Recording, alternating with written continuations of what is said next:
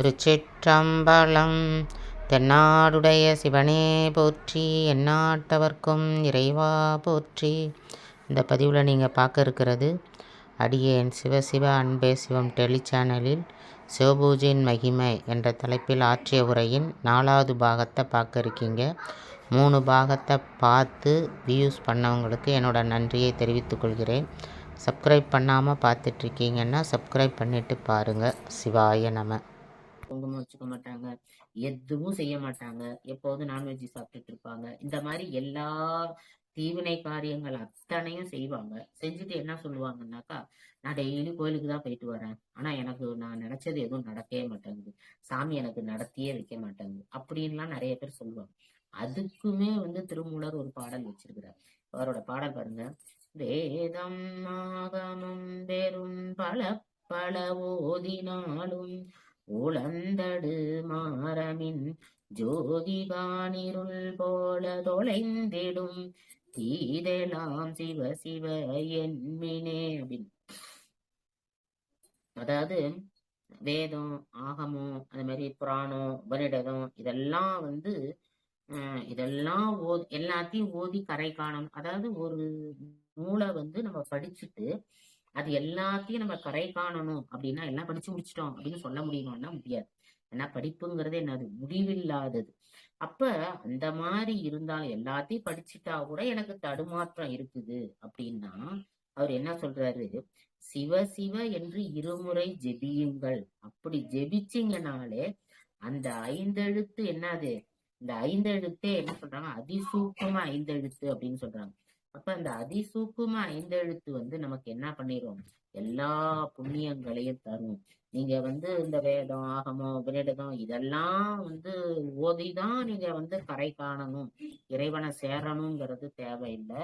நீங்க சிவ சிவன்னு அந்த 2 நாமத்தை சொன்னாலே அந்த 5 எழுத்து அதிசூக்கும 5 எழுத்துக்குள்ள பலனை நீங்க அடையலாம். அதே மாதிரி தீவனை எல்லாம் என்ன போகும், ஓடி போகும் அப்படின்னு சொல்றாங்க.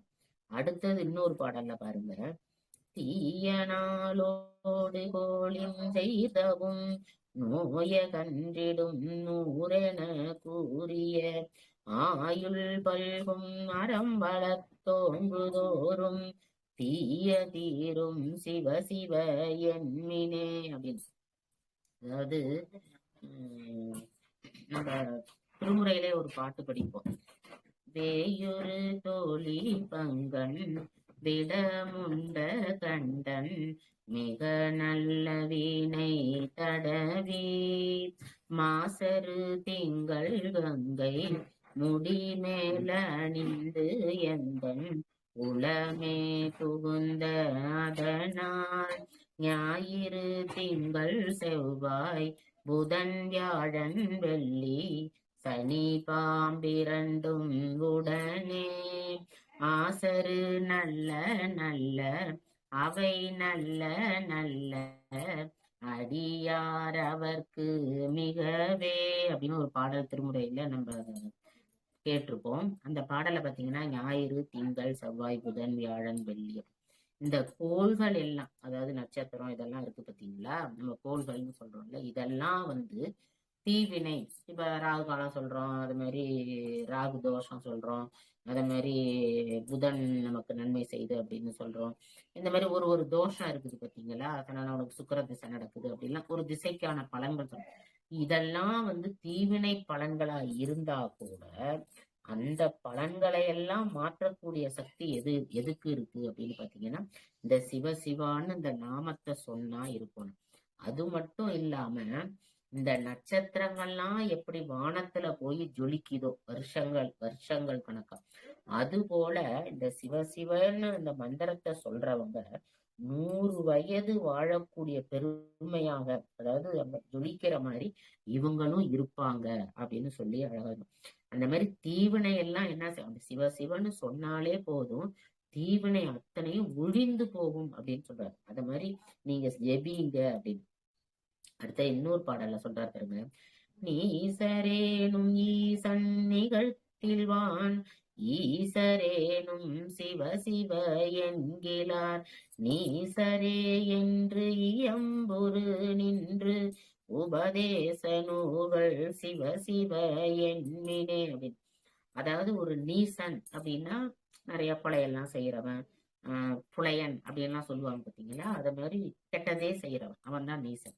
அப்ப எல்லாருக்கும் துன்பம் தருகின்ற ஒருத்தன் இந்த சிவ சிவ அப்படின்னு சொல்லிட்டாலே அவன் எப்படி ஆய்வானான்? ஈசன் எனும் பதம், அதாவது ஈசனுக்கு இன்புறுகின்ற பதம், அதாவது ஈசனை அடையக்கூடிய ஒரு பதம் அவன் அடைவான். அதே சமயம் ஈசன் என்னும் பதம் அடைந்தவன் சொல்லும் போதே சொன்னேன், இந்த சாயுச்சிய பதம் அடைஞ்சவங்க அப்படின்லாம் சொல்றோம் பார்த்தீங்களா, அந்த பதம் அடைஞ்சவங்க கூட சிவசிவான நாமத்தை சொல்லாம இருந்தாங்கன்னா அவங்க ஈசர் ஆவார்கள். அப்ப ஒரு நல்லவனா இருக்கிறவன் சிவசிவன்னு சொன்னா அவன் எப்படி ஆவான்? தேவர்களோட ஈசனோட ஒப்பிட்டு சொல்லுவாங்க. அதே இது ஒரு தேவனா ஒரு நல்லவனா இருக்கிறவன் சிவசிவன்னு சொல்லாம போனா அவன் நீசனாகவும் மாற, அதாவது கெட்டவனாகவும் மாறுறதுக்கு வாய்ப்பு இருக்கு. அதனால நீங்க என்ன செய்யுங்க, இப்பயே நீங்க என்ன பண்ணிடணும், சிவசிவான்னு ஜெபிங்க அப்படிங்கிறார். அது போல பாத்தீங்கன்னா இன்னொரு பாட்டு எல்லாருக்கும் தெரிஞ்ச பாட்டு, சிவ சிவ என்கில தீவினையாள சிவ சிவ என்றிட தீவினை மாலும் சிவ சிவ என்றிட தேவருமாவ சிவ சிவ என்ன சிவகதிதானே அப்படின்னு ஒரு பாட்டு சொல்லுவாங்க. இதுக்கு எல்லாருக்கும் ஓரளவுக்கு அர்த்தம் தெரியும். இருந்தா கூட சிவ சிவ என்கிற தீவினையாளர், அதாவது சிவ சிவன்னு சொல்றவர் தீவினையாளரா இருந்தா கூட அவங்க என்ன செய்வாங்க, அவங்களுக்கு நன்மை கிடைக்கும். அதே மாதிரி தீவினையாளரா இருக்கிறவங்க, அதாவது தீமையே செய்யறவங்க கூட சிவ சிவ அப்படின்னு போட்டா அவங்களோட தீவினை எல்லாம் என்ன செஞ்சிருமா, மாறி போயிடும். அப்ப சிவ சிவன்னு சொல்லிட்டு இருக்கவங்க எப்படி இருந்தா கூட சிவ சிவன்னு சொல்லிட்டு இருக்காங்கன்னா அவங்க எப்படி இருப்பாங்கன்னா தேவர்களோட ஒப்பிடக்கூடிய அளவுக்கு தேவர்களாக இருப்பார்கள் அப்படின்ட்டு அழகா சொல்றாங்க. அதே மாதிரி அதனால நம்ம எப்போதும் என்ன செய்யணும், அந்த சிவகதி நமக்கு கிடைக்கணும்னா நம்ம சிவ சிவன்னு சொல்லணும். இந்த பாடல்ல இன்னொன்னு சொல்லுவாங்க, சிவ சிவ என்கிற சிவ சிவ என்கிற சிவ சிவ என்றிட அப்படின்னு எல்லாமே சிவ சிவ சொல். அப்ப நம்ம சிவ சிவன்னு சொல்றதுக்கு இந்த பாட்டை 108 தடவை, அப்ப இந்த பாட்டுல நம்ம ஒவ்வொரு தடையும் சொல்லும் போது சிவ சிவ சிவ சிவ சிவ சிவன்னு இருக்கு பார்த்தீங்களா, அப்ப 108 முறை வர்ற மாதிரி இந்த பாடலை மத்த இது எதுவுமே சொல்லாம, இப்ப பூஜை செய்யாம சிவ பூஜை செய்யாம இல்ல நாமத்தை சொல்லாம, அப்ப இந்த பாடலை மட்டும் பாடினாலே போதும் நமக்கு என்ன கிடைக்கும், சிவகதி கிடைக்கும் அப்படின்னு கூட என்ன சொல்லுவாங்க, இந்த பாடலை மட்டும் பாடினாலே போதும் நமக்கு கிடைக்கும் அப்படின்னு.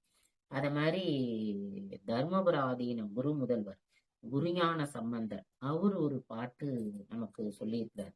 என்ன பாட்டு அப்படின்னு பாத்தீங்கன்னா, ஆசையராய் பாசம் விடாய் ஆன சிவபூஜை பண்ணாய் நேசமுடன் ஐந்தெழுத்தை நீ நினையாய் சீச்சி சினமே தவிராய் திருமுறைகள் போதாய் மனமே உனக்கென்னவாய் அப்படின்னு. இப்ப இந்த பாட்டுல என்ன சொல்லியிருக்காருன்னா, ஆசை அறாய், நீ என்ன செய்யற, ஆசைய விடுறதே இல்லை. ஆனா இறைவனோட பதவி, அதாவது இறைவன் கூட நீ சேரணும்னு நினைக்கிற, ஆனா என்னத்தை விடணும், ஆசைய விடணும். ஆனா ஆசைய நீ ஆசைய விடுறது இல்லை. அதே மாதிரி பாசத்தை விடாது. இந்த உலகத்து மேல பாசம் வச்சிருக்கோம், குழந்தைங்க மேல பாசம் வச்சிருக்கோம், ஒரு பொருள் மேல பாசம் வச்சிருக்கோம். அப்ப இந்த மாயையான உலகத்துல உள்ள பாசத்தை விட்டுருக்கோமான்னா விடலை, அதையும் நம்ம விடல. ஆன சிவபூஜை பண்ணாய், சரி இந்த ஆசையெல்லாம் விடல, அட்லீஸ்ட் சிவபூஜையாவது நீ பண்றியா அப்படின்னா நீ சிவபூஜையும் பண்றதில்ல. நேசமுடன் ஐந்தெழுத்தை நீ நினையாய் அப்படின்னு. அதாவது சரி இதெல்லாம் உனக்கு பண்றதுக்கு நேரம் இல்ல, எதுவுமே நீ செய்யல, எல்லாத்து மேலேயும் ஆசை வச்சிருக்கிற, ஒரு பூஜை கூட நீ பண்றதில்ல, சரி அந்த சிவனை நினைச்சு ஒரு ஐந்தெழுத்து சிவாய நமச்சிவாய அப்படின்னு அந்த மந்திரத்தையாவது நீ சொல்லிட்டு இருக்கியா அப்படின்னா அதுவும் இல்லை. சீச்சி இப்படியெல்லாம் செய்யாம இருக்க சீச்சி அப்படின்னு, சீச்சிங்கிறதே ஒரு மந்திரம் அப்படின்னு சொல்லுவாங்க. அந்த சீச்சி இருந்தாலும் நீ சினமே தவிர, இதெல்லாம் இருக்கும்போது உனக்கு எப்படி சினம் வராம இருக்கும், கோபத்தை நீ விடாம எப்படி இருக்க முடியும், அதையும் அதனால சினத்தையும் நீ விடுறது கிடையாது. திருமுறைகள் ஓதாய். சரி, இதெல்லாம் செய்யல, ஒரு திருமுறையாவது எடுத்து படிக்கிறியா? இறைவனை பத்தின ஒரு பாடல்.